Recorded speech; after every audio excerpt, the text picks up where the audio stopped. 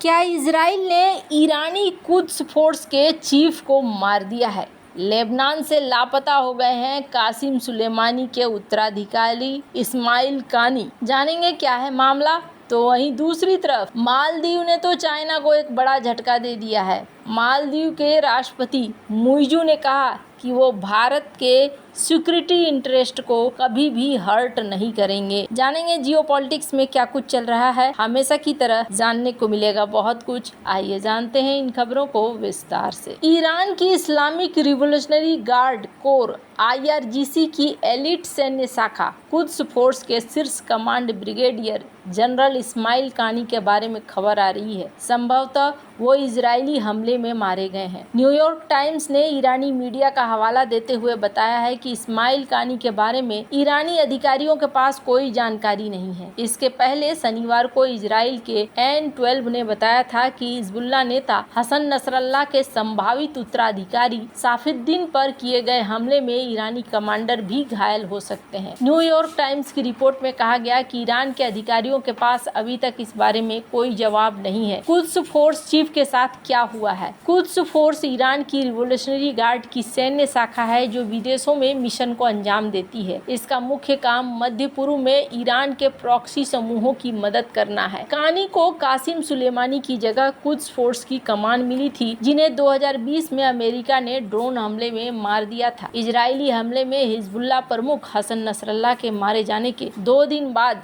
इस्माइल कानी को हिजबुल्लाह के तेहरान स्थित कार्यालय में देखा गया था। हालांकि बीते शुक्रवार को अयातुल्लाह खामनई के नेतृत्व में हिजबुल्लाह नेता की स्मृति सभा में वो मौजूद नहीं थी। इस सभा में खामनई ने 5 साल बाद सार्वजनिक भाषण दिया था। न्यूयॉर्क टाइम्स की रिपोर्ट के अनुसार 3 ईरानी स्रोतों ने बताया था कि लेबनान में इजरायली हमलों के बीच कानी ने हिजबुल्लाह के अधिकारियों से मिलने के लिए बेरूत की यात्रा की थी। IRGC के एक सदस्य ने कहा कि ईरानी अधिकारियों की चुप्पी डरा रही है। 2 ईरानी सुरक्षा अधिकारियों ने रविवार को रॉयटर्स से पुष्टि की कि पिछले सप्ताह से कानी के बारे में कोई जानकारी क्यों नहीं है। अधिकारियों में से एक ने कहा कि कानी गुरुवार को एक हमले के दौरान बेरूत के दक्षिणी उपनगर दहियाह में थे। इस हमले में हिजबुल्लाह के संभावित नेता हासेम साफिद्दीन को निशाना बनाया गया। हालांकि अधिकारियों ने कहा कि वह साफुद्दीन से नहीं मिल रहे थे। अधिकारियों ने कहा कि ईरान और हिजबुल्लाह तब से कानी से संपर्क में नहीं आए हैं। दूसरे अधिकारी का कहना है कि नसरल्लाह की हत्या के बाद कानी लेबनान गए थे और साफिद्दीन के खिलाफ हमले के बाद से ईरानी अधिकारी उनसे संपर्क नहीं कर पा रहे हैं। इस हमले में साफिद्दीन के मारे जाने की संभावना भी जताई जा रही है। हिजबुल्लाह ने हालांकि अभी तक किसी बात की कोई पुष्टि नहीं की है, पर जिस तरीके से चल रहा है ऐसे में लग रहा है कि अब यहाँ पर कहानी ईरान की तरफ ज्यादा बढ़ेगी। हालांकि माना भी जा रहा है कि ईरान यहाँ पर अब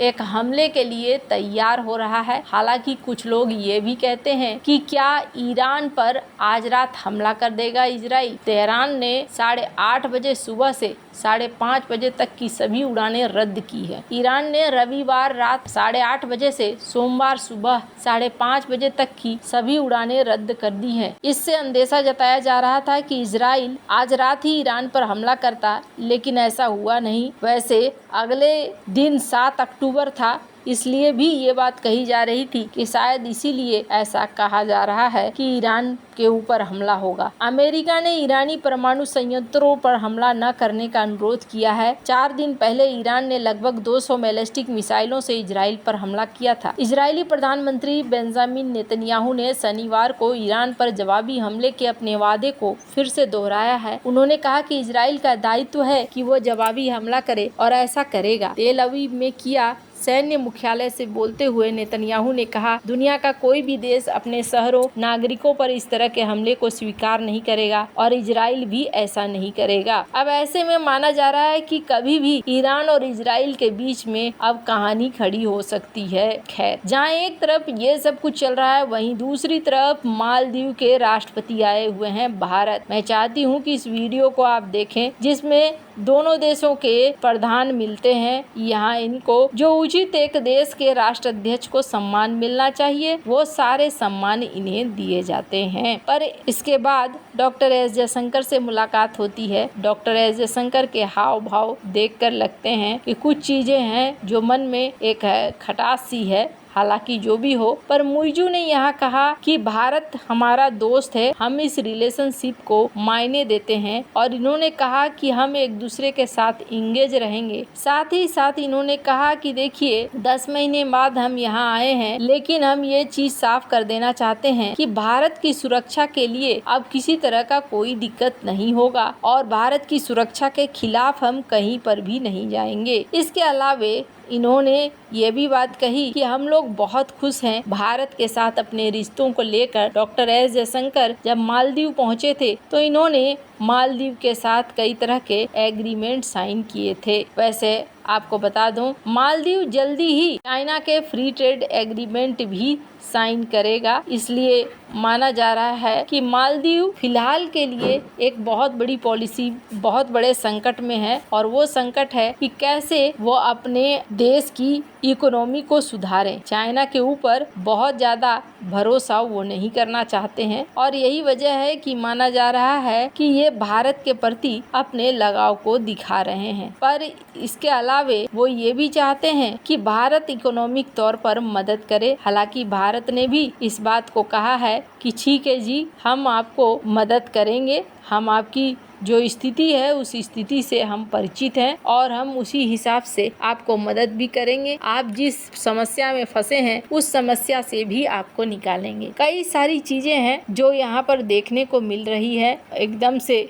चीजें बदल रही है। डॉक्टर एस जयशंकर की बात याद आ रही है जिसमें उन्होंने कहा था कि देखो, अगर जियोपॉलिटिक्स में आज कुछ होता है तो ये मत सोचो कि ये परमानेंट है, सब कुछ बदला हुआ ही नजर आएगा। मालदीव के राष्ट्रपति मोहम्मद मुइजू ने 4 दिन की यात्रा करनी है। भारत पहुंचने पर जो सुर उनके बदले बदले नजर आ रहे हैं, उससे चीन को भी एक संदेश गया है कि मालदीव कभी ऐसा कुछ नहीं करेगा जो भारत की सुरक्षा को नुकसान पहुंचाए। मालदीव इस समय आर्थिक संकट का सामना कर रहा है। इस संकट से उबरने के लिए राष्ट्रपति मोहम्मद मुइजू भारत के साथ फिर से अपने संबंधों को स्थापित करने के लिए जुट गए हैं, साझा सम्मान के प्रति विश्वास कर रहे हैं। आपको बता दें, दिवालिया होने की स्थिति में है मालदीव। मालदीव का विदेशी मुद्रा भंडार 440 मिलियन डॉलर तक गिर गया है। कुछ समय पहले तक इंडिया आउट कहने वाले मालदीव की ये स्थिति है। हालांकि आटा दाल का भाव उन्हें पता चलना शुरू हो गया है और जो इस टीम ने भारत के खिलाफ बोला था, सबसे पहले उन्होंने उन तीनों को बर्खास्त किया। ये सारा एक संकेत है, जिस संकेत में ये माना जा रहा है कि मालदीव अब भारत के साथ अच्छे रिश्तों को चाह रहा है। खैर, भारत के लिए भी ये अच्छा है कि भारत के अपने आसपास के सारे पड़ोसियों के साथ रिश्ते अच्छे रहें। रणनीतिक दृष्टिकोण से भी ये बहुत ज़्यादा जरूरी होता है। वैसे आपको क्या लगता है, इन सब मामले में आपकी क्या राय है? कमेंट कर जरूर बताएं। जल्द मिलते हैं अगले वीडियो में नई खबर के साथ।